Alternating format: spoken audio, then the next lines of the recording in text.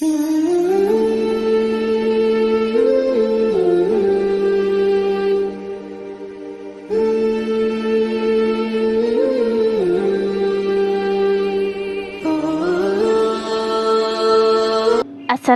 আলাইকুম। এই রমজানে কলিজা ঠান্ডা করার মতো দুটি মজাদার শরবত রেসিপি নিয়ে আসলাম। এখানে কিছুটা শুকনো চিরা আমি পানি দিয়ে ভালো করে ধুয়ে পরিষ্কার করে রেখেছি।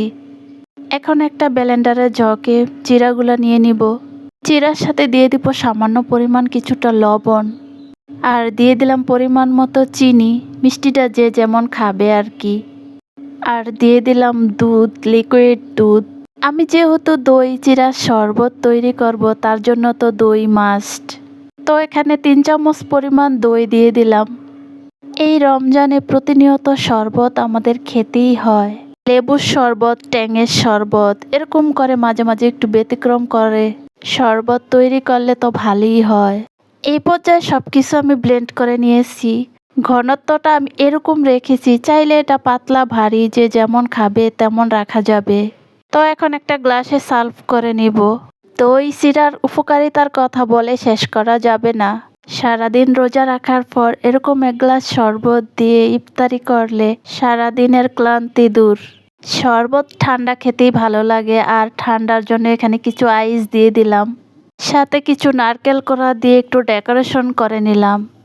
বাস হয়ে গেল কলিজা ঠান্ডা করার মতো শরবত। দই চিরা শরবতের সাথে আমি আরেকটা শরবতও তৈরি করব।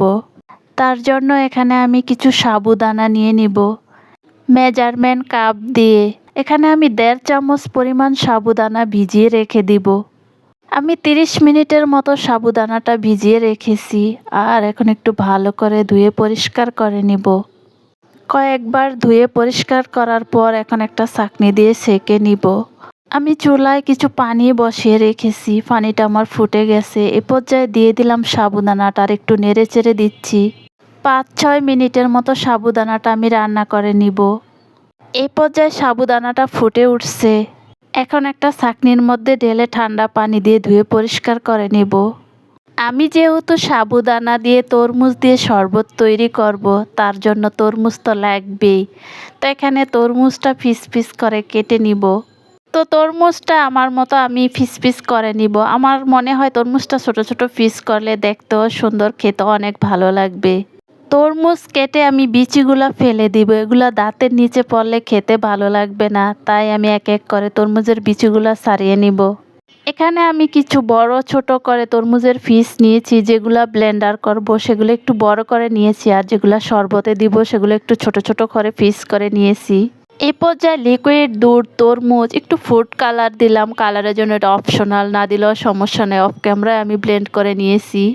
এখন সিদ্ধ করা সাবুদানা দিয়ে ব্লেন্ডার করা দুধ, তরমুজ দিয়ে ডেকোরেশন করে নিব।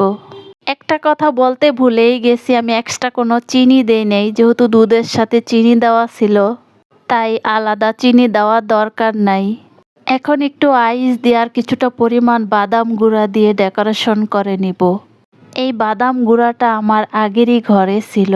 আমি বাদাম ভেজে কিছুটা পরিমাণ গুঁড়া করে পাটায় বেটে এখন একটু দিয়ে দিলাম শরবতের উপর।